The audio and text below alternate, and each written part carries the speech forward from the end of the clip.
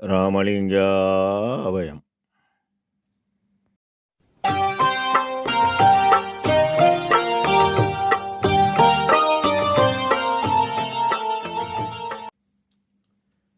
அருட்பெரும் ஜோதி அருட்பெரும் ஜோதி தனிப்பெரும் கருணை அருட்பெரும் ஜோதி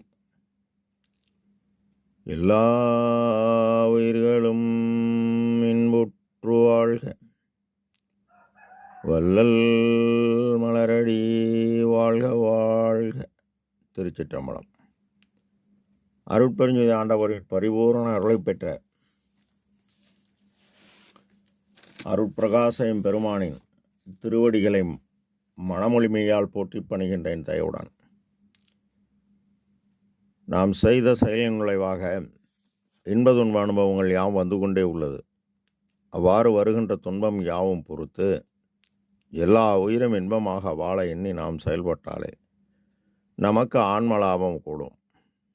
நம் பெருமான் அடிமை பேர் என்ற தலைப்பில் முதல் பாடலில் அருளளித்தான், அன்பளித்தான், அம்பலத்தான், உண்மை பொருளளித்தான், என்னுள் புணர்ந்தான், தெருளளித்தான், இச்சோதனையும் ஏற்றாமல் ஆண்டு கொண்டான், அச்சோ எனக்கு அவன் போல் ஆர் என பாடலை பதிவு செய்கின்றார். எச்சோதனையும் ஏற்றாமல் ஆண்டு கொண்டான். எச்சோதனையும் இல்லாமல் நாம் இருக்க நாம் முதலில் தயவு நெறியை பின்பற்றி நம் தரத்துக்கு தக்கவாறு உயிர்கருணை செய்ய வேண்டும். இதனை அகவலில் இணைத்தும் துன்பிலா இயலளித்து எண்ணிய அனைத்தும் தரும் சபை அருட்பெருஞ்சோதி என்கின்றார் நம் ஐயா. இந்த துன்பம் இல்லாத இயலாகிய தயவு நெறியை நாம் விளங்க நம் ஐயா சிவகாருண்ய ஒழுக்கம் உரைநடை பகுதி 3 பாகமும் திருவருட்பாவும் மற்றும் கடிதங்கள் விண்ணப்பங்கள் என வழங்கியுள்ளார்கள். நாம் நன்றாக படித்து கேட்டு அறிந்து உணர்ந்து செயல்படணும்.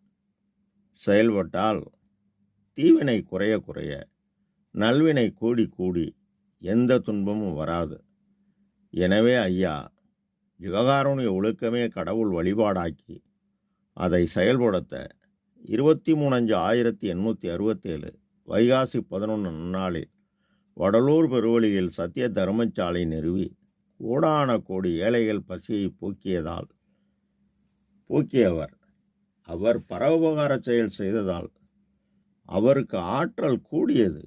அந்த ஆற்றலை உபகார சக்தி ஆன்ம அழிவுடன் கூட்ட நம் பெருமான் உலக அறிவு கடந்து அருள் அறிவு பெற்றார். இந்த அருள் அறிவு உயிர்கருணையால் பூரணமடைந்ததால் கடவுளின் அருள் சக்தி தானே வந்த ஐயாவுடன் கலந்தது. இதனால்தான் ஐயா அருஜோதி தெய்வம் என்னை ஆண்டு கொண்ட தெய்வம் எனவும், அரங்காதல் செய்தேனே இங்கு ஆண்டு கொண்டு அருட்பெருஞ்சோதியாய் ஆடும் அழகர் எனவும் பதிவு செய்கிறார். அருளளித்தான். சிவகாருண்ய ஒழுக்கம் முதற் பகுதியில் 4ஆம் பத்தியில் அருள் என்பது கடவுள் தயவு, கடவுள் இயற்கை விளக்கம். சிவகாருண்யம் என்பது ஜீவர்கள் தயவு, ஜீவர்கள் ஆன்ம இயற்கை விளக்கம். இதனால் தயவை கொண்டு தயவு பெறுதலும் விளக்கத்தை கொண்டு விளக்கத்தை பெறுதலும் கூடும். பெருமான் கடவுள் அருளை அன்னவரயத்தார் பெற்றார். இதனால் காலையிலே எந்தனுக்கு கிடைத்த பெரும் பொருளே சத்திய தர்மசாலையிலே ஒரு பகலில் தந்த தனி பதியை என்கின்றார். அன்பளித்தான், அம்பலத்தான். பரம ஆகாசம் பேரம்பலம், சிதாகாசம் சிற்றம்பலம். இவர் ஆண்டவரிடத்து மட்டும் உயிர்கள் ஆண்டவரிடத்து அன்பும் உயிர்கள் வாழ்த்தையும் கொண்டு செயல்பட்டார். இதனை ஒரு ஜீவன் மற்றொரு ஜீவனுக்கு உதவுவது தயவு. ஒரு ஜீவன் ஆண்டவரிடத்து மட்டும் வைப்பது அன்பு. ஒரு ஜீவனுக்கு ஆண்டவர் வழங்குவது அருள் என நமக்கு தெளிவுபடுத்துகிறார். மேலும் கருணையும் சிவமும் பொருளென காணும் காட்சி பெறுக, மற்றெல்லாம் அருள் நெறி என நீ எனக்கு அறிவித்த வண்ணம் பெற்றிருக்கின்றேன் என்கின்றார். பசி என்பது எல்லா உயிருக்கும் பொது. பசியை நீக்கியதால் இவருக்கு ஆற்றல் கூடியது. ஆற்றல உபகார சக்தி ஆன்ம அறிவுடன் கூடியதால் உலகறிவு கடந்த அருளறிவு பெற்றவர் துன்பறுத்து ஒரு சிவதுரிய சுகந்தனை அன்பருக்கே தரும் அருட்பெருஞ்சோதி. அதாவது இவருக்கு வாலிபபருவம் தோன்றுவதற்கு முன்னரே எல்லா உயிருக்கும் இன்பம் தருவதற்கு அகத்தும் புறத்தும் விளங்குகின்ற அருட்பெருஞ்சோதி உண்மை கடவுள் ஒருவரே உள்ளார் என்று அறிகின்ற மெய்யறிவை விளக்கி வைத்த அருளினீர் என சத்திய பெருவிண்ணப்பத்தில் பதிவு செய்கிறார். அப்ப இவர் அருட்பெருஞ்சோதி ஆண்டவர் மீது மட்டும் அன்பும் உயிரல்பால் தயவும் கொண்டதால் எல்லா உயிரிலும் இறைவன் உள்ளார், எல்லா உயிரையும் தன் ஆன்மநேயம் கொண்டு செயல்பட்டதால் இவரது அன்பெனும் பிடியுள் அகப்பட்டு விட்டார். அன்பெனும் பிடியுள் அகப்படும் மலையே அன்பெனும் குடில் புகும் அரசே என்பார். அன்பளித்தான், உண்மை பொருள் அளித்தான். பொருள் என்பது பொய்ப்பொருள் மெய்ப்பொருள். நம் பெருமான் கூறுவது என்றும் அழியாத இறைவனாகிய அருட்பெருஞ்சோதி ஆண்டவரும் அவரால் உருவான இந்த ஆன்ம அணு ஒளிக்குள் உள்ள ஆன்மாவும் தான் அழியாத மெய்ப்பொருள். மற்ற உலகத்தில் உள்ள எல்லாம் அழியும். கடவுள் பரமகாச சொருபர். அவர் ஆதியும் அந்தமும் இல்லா அம்பலத்தாடும் அருட்பெருஞ்சோதி. இது உண்மை பொருள். ஆன்மா கடவுள் நிலையறிந்து அம்மயமாகும் வரை அழியாது. ஆனால் அழிகின்றது உடல். ஆன்மா நிலை பெறுகிறது. இதனை அகவலில் இந்த சிற்ஜோதி ஏழூர் ஆதி அந்தமென்று அருளிய அருட்பெருஞ்சோதி. ஆன்மா நாதிதான், அது ஆதியாகி அந்தமாகி மரணம் அடைகிறது. எனவே உனக்கு தெரியும், உனக்கு ஆதியும் அந்தமும் தெரியும்.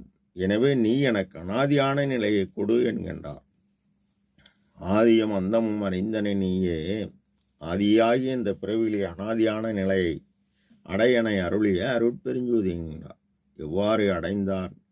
அறமீறாது தான் தேடிய பொய்ப்பொருளை மெய்ப்பொருளாக்க ஈதல் இசைப்பட வாழ்ந்து உயிருக்கு ஊதியமாகிய ஆன்மலாபம் பெற்றார்.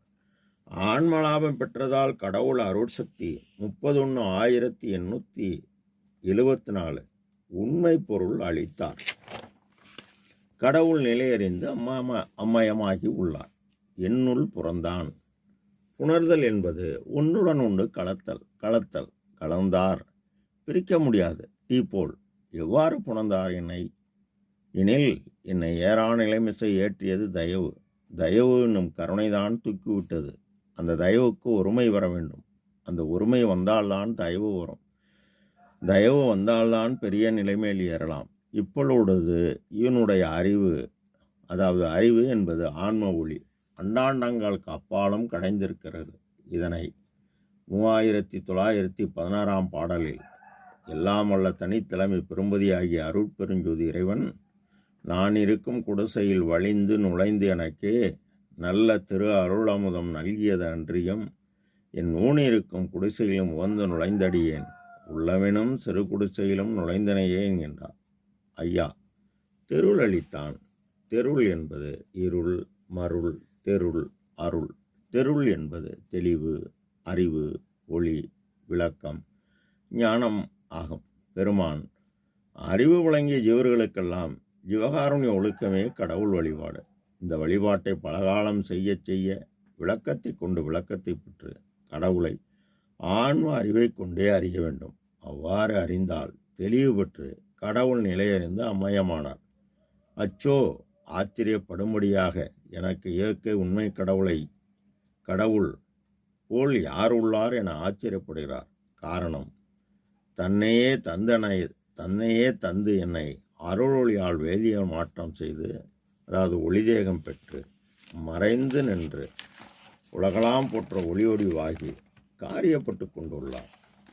அருட்பெருஞ்சோதி இறைவனுக்கு என்னென்ன பவர் இருக்கிறோ அத்தனை பவரையும் இறைவன் ஐயாவுக்கு வழங்கியுள்ளான். அதனால்தான் நம் பெருமான் அருள் அளித்தான், அன்பளித்தான், அம்பலத்தான், உண்மை பொருள் அளித்தான், என்னுள் புலந்தான், தெருள் அளித்தான், எச்சோதனையும் ஏற்றாமல் ஆண்டு கொண்டான். அச்சோ எனக்கு அவன் போல் ஆர் என தெளிவாக பதிவு செய்கின்றார்கள். ராமலிங்காவயம். திருச்சிற்றம்பலம்.